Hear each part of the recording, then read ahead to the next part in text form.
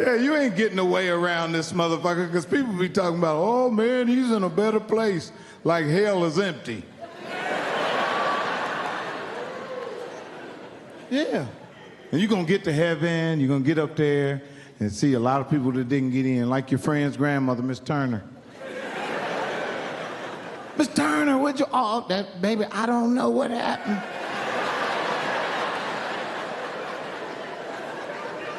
And I looked at Jesus, he seen me and kept going in there.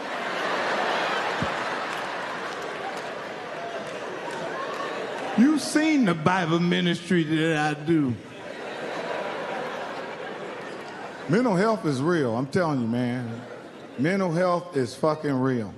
And if you know anybody have mental health problems, man, be really, really patient with them, you know, because it's really real, you know. And they need people that love them, you know. And like I had a friend call me the other day, he was sad and shit. I said, what's wrong, man? He said, I don't want to do it no more. I said, hey, man, we don't do that, you know what I mean? We got faith in God, we're going to stay strong, we're going to give ourselves another day, you know what I'm saying? Yeah. Yeah, we don't give up that song. We only get one life. We ain't giving up in this life. It's just time to go, right? I said, yeah, man, I was talking to him. That's because I know what he was going through. So I put some money in. I sent him some money and shit. And I called him the next day. I said, how you doing? He said, a lot better.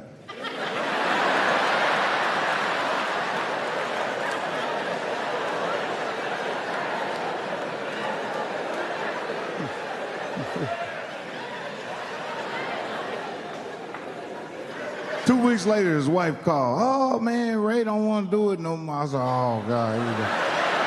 I said, hey, let him do it this time. I'm tired. I'm tired. He's tired. You're tired. The earth ain't a place for him. Let him go on. Everybody don't do well here. I'm tired of it. And I don't have no more savior money to save no more lives. I thought I was having a heart attack the other day. I'm laying on the ground, paramedics and shit. That's real shit. I'm laying on the ground. Something told me, look up. I seen the police. I said, wait a minute. No. I didn't call y'all. Get y'all's ass out of here. Don't start that shit right there. Because while I'm on the ground, they in the house searching for shit. Them niggas in the back. They find something. We're going to get it after this. We got you. Look what we got right here. When they done with you, we look what we got. So go on, let them.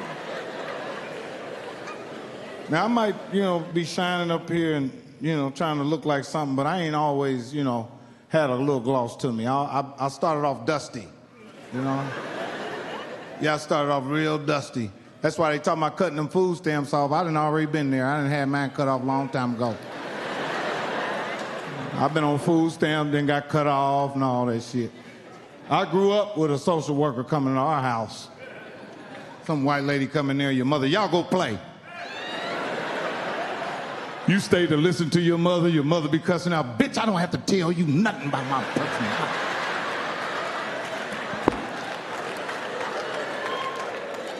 Back in the day, if you was on food stamps, you couldn't have a man at your house. So your uncle be over there and the social workers show up. Get out of here, Tony. You see your uncle run out.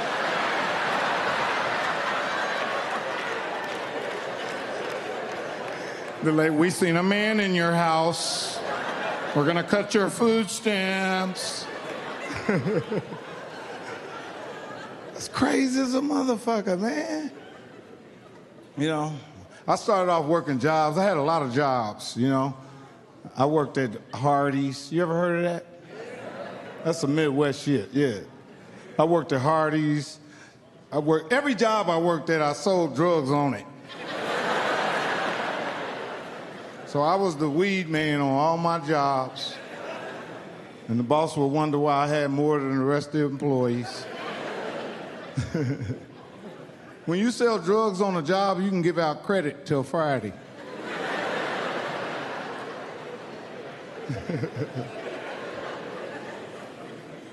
Then I graduated.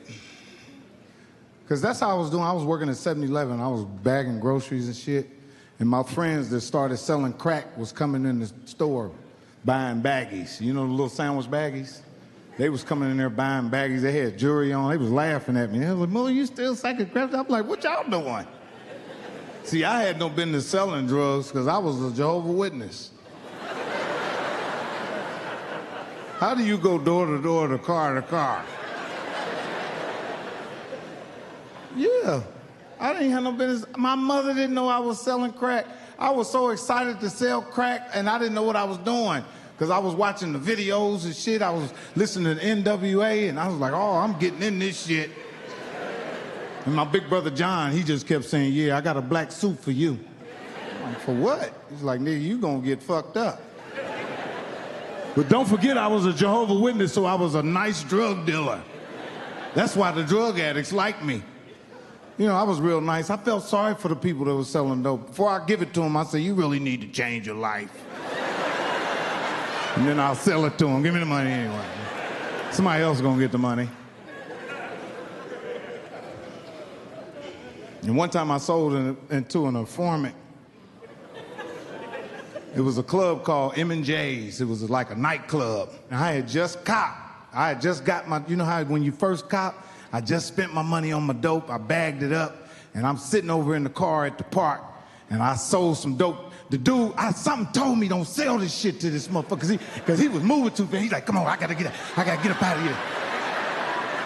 And I sold it to him, man. As soon as I sold it to him, and I got out the car, the motherfucker narcos rolled up on me, took me to jail for dealing in possession of cocaine over 7 grams.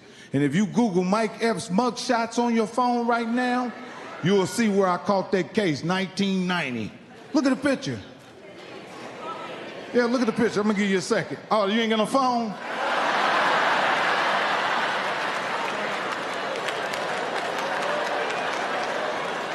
Imagine me in 1990.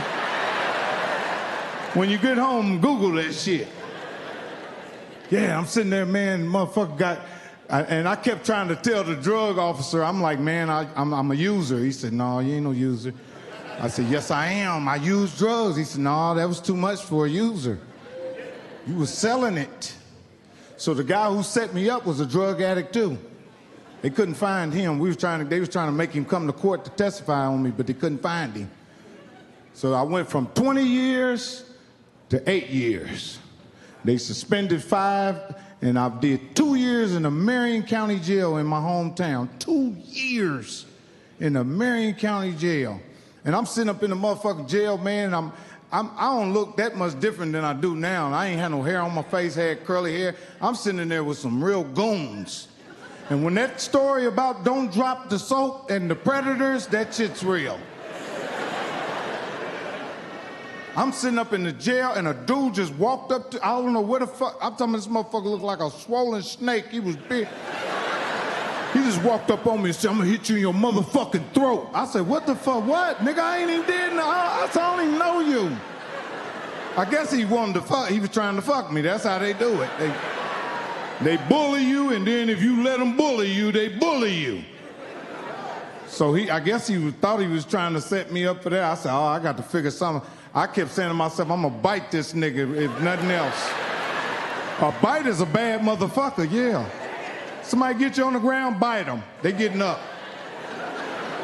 I'm biting the shit out you, nigga. Big Mac style, wherever you got me on the ground, I'm biting the fuck out of you. Nigga didn't know I was finna use my mouth on that nigga for real.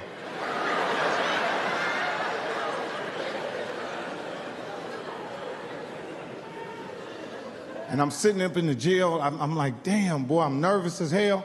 And I seen a dude, man, named Louis. He was big as fuck. He looked crazier than the other dude. And he said, Mike, I said, Louis? And he was a drug addict. This dude, Louis, on the street, he was a drug addict. On the street, he was real shriveled up. He was dirty. But in jail, when he get his rest and he's eating and working out, he looked like a monster. And I said, Louis, he said, Mike, what you doing here? I said, man, I was trying to sell some dope and got caught. He said, man, you know you ain't the type of person to be supposed to be in here. He said, man, how's your sister Julie? Because he knew my sister. He said, how's Julie doing? I said, man, she's doing good. He said, man, you have any problems? I said, I got one right now.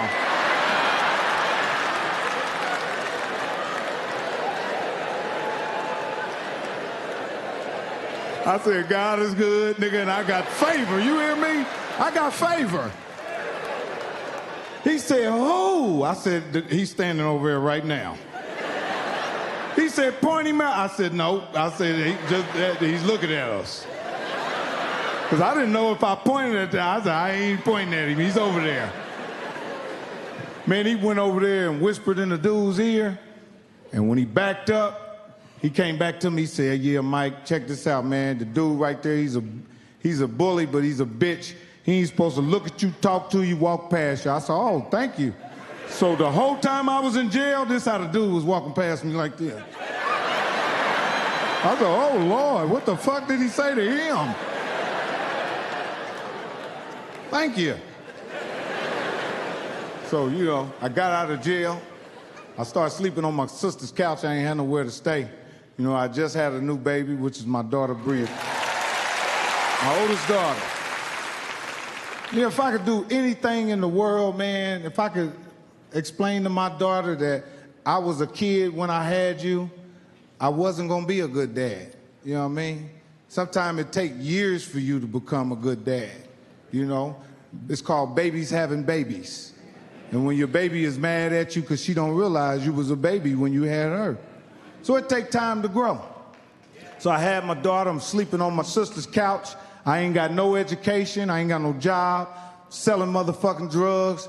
I ain't got no money. I owe a couple drug dealers money in the city. I'm laying on the couch, and I'll never forget my baby mama. She had an auntie named Janet, real sweet, used to come to Indiana from Atlanta. She said, Mike, here you having a hard time in Indianapolis. If you ever need to get out of Indianapolis and move to Atlanta and change your life, you can come and stay with me. So I said, okay, I'm going to hold you to that, Janet. Meanwhile, they got a comedy competition on the radio. Come to next week's comedy competition here at Club Seville's. And I got two buddies, a buddy named Otis Brown, Gary Bates. They betted me. They said, Mike, you funny around here. You funny in jail, you all that shit. But I bet you can't go up there and be funny in front of people. I said, bet. We go to Club Seville's. They bet me $500. When we walk in the club, it's a bar and grill. Ain't nothing but street motherfuckers in there. I'm talking about there's smoke everywhere. I'm standing in the back getting drunk. I said, oh, I'm scared to mother. I'm tearing their ass up. I'm in the back getting drunk. They booing everybody off the stage. I get up on the stage, I make everybody laugh. Boom! Everybody laughing.